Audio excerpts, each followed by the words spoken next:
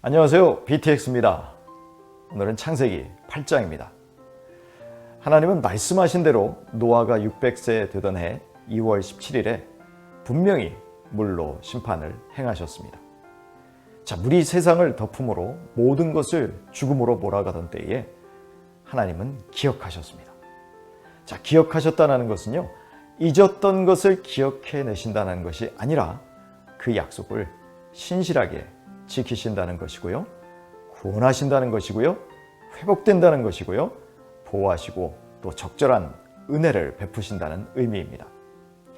이사야 49장 16절에서 하나님은 이스라엘 백성을 향해서 이렇게 말씀하십니다. 내가 너를 내 손바닥에 새겼다. 자, 손바닥에 새기는 이유는 잊어버리고 싶지 않기 때문입니다. 하나님은 우리 역시 기억하셔서 끝까지 붙드시겠다는 의지를 보이신 것이죠. 하나님은 은혜를 베푸시기 위하여 바람을 보내십니다. 바람을 불게 하셔서 서서히 물을 빼시는 것입니다. 바람은 하나님의 영을 연상시킵니다. 처음 세상을 창조하실 때의 하나님의 영이 이제 다시 창조 세계를 회복시키고 계십니다. 150일이 지난 7월 17일에 방주가 아라랏산에 안착하였습니다. 그리고 물이 계속 줄어들어서 10월 1일에는 다른 산봉우리들이 보이기 시작했습니다. 아라랏산은 오늘날 터키와 아르메니아 경계선에 위치한 높은 산들 중에 하나로 높이가 5,200m에 달한다고 합니다.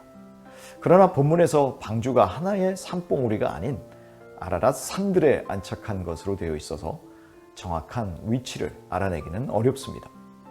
산봉우리들이 보이기 시작한 지 5개월이 지나서야 비로소 물이 모두 빠졌습니다. 그런데 그 기간 동안 노아가 땅의 상태를 알아보려고 새들을 내보냈습니다.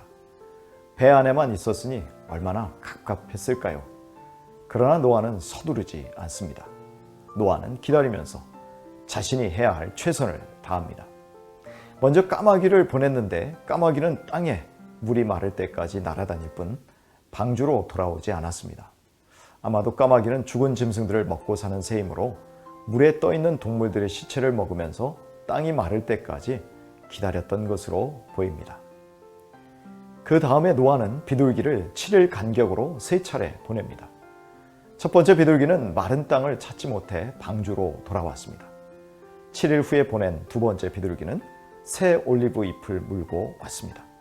하나님은 비둘기를 통해서 지금 온 땅에 물이 빠지고 있고 드러난 땅에 식물이 자라기 시작했음을 알려주십니다.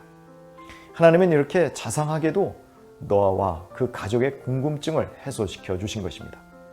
마지막으로 세 번째 비둘기를 보냈는데 이제는 돌아오지 않았습니다. 이제는 먹을 수 있는 양식들도 있고 땅이 말라서 얼마든지 깃들일 수 있고 나뭇잎도 많이 나왔다는 사인입니다. 원래 돌아오는 비둘기가 돌아오지 않는 것도 징조가 되는 것이죠. 이렇듯 노아는 적극적으로 기다리면서 하나님의 뜻을 알기 위해 최선을 다한 것입니다. 그러나 하나님보다 앞서지 않습니다. 이제 노아가 601세 되던 해 1월 1일에 방주 뚜껑을 열고 바깥을 봅니다. 땅이 모두 말라 있었습니다. 이제 방주의 뚜껑도 열어 젖혔지만 노아는 바로 방주에서 나가지 못합니다. 거의 2달을 기다려 2월 27일이 되어서야 비로소 나가게 됩니다. 홍수가 난 지 1년 10일 만입니다. 노아와 그의 가족들은 끝까지 하나님의 명령이 있을 때까지 기다립니다. 하나님의 허락이 없이는 한 발자국도 떼지 않는 순종의 모습을 보인 것입니다. 하나님은 땅이 완전히 말랐을 때 활동하기에 가장 좋은 때를 준비하시고 방주에서 내보내신 것입니다. 그리하여 하나님은 방주에서 나온 노아와 노아의 식구들로 하여금 사람이 본래 수행해야 할 문화 명령을 수행하게 하십니다. 하나님은 생육하고 번성하게 하리라 약속하셨으니 그 약속을 믿고 이 명령을 수행해야 합니다. 하나님의 뜻은 홍수 전이나 후나 변함이 없으십니다. 세상을 가꾸고 다스리고 섬기는 그 사명을 여전히 감당하게 하십니다. 아담에게 주셨던 사명이 여전히 이어지고 있습니다. 노아가 방주에서 나와 제일 먼저 번제, 즉 하나님께 예배를 드렸습니다. 제단이나 번제라는 용어가 성경에 제일 처음 등장하는데요. 제단이라는 곳은 죽이는 곳이라는 말이죠. 노아가 바로 이 제단에서 번제를 드립니다. 번제는 가죽을 제외한 짐승의 모든 것을 태우는 제사입니다. 노아는 정결한 짐승들을 제물로 바칩니다. 노아가 방주에 올라탈 때 일부러 정결한 짐승들을 7쌍씩 배에 싣게 하셨는데 그것은 바로 이 제사를 위함이었고 또한 노아의 가족들의 먹거리로 주시기 위함이었습니다. 짐승의 죽는 것은 곧 자기가 죽는 것과 같은 것입니다.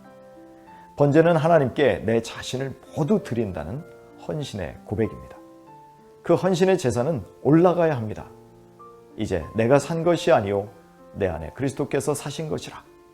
내 자아가 죽고 내 안에 그리스도가 살아서 헌신함으로 살아가는 것이 바로 번제를 드리며 살아가는 삶입니다. 인간의 예배를 기쁘게 받으신 후에 자연과 인간에게 축복과 긍휼을 베푸십니다. 이제는 다시 인간 때문에 땅을 저주하지 않으시겠다는 것과 이 홍수 때처럼 모든 생물을 멸망시키신 일이 다시는 없으시리라고 약속하십니다. 왜냐하면 인간은 어릴 때부터 악하고 그 마음이 별로 변하지 않기 때문입니다. 자, 그렇다면 하나님께서는 이제 죄악된 인간을 벌하시지 않겠다는 것인가요? 그런 의미라기보다는요, 인간의 죄를 처리하시는 것이 공동체적, 사회적인 차원이 아니라 개별적으로 처리하시겠다는 것입니다. 이 약속의 증표로서 계절의 반복을 허락하십니다. 계절의 반복은 하나님의 축복이고요. 하나님이 노아와 짐승들에게 약속하신 것을 기억하고 계신다는 증거인 셈입니다. 또다시 전 세계적인 홍수 심판은 없다는 약속이십니다.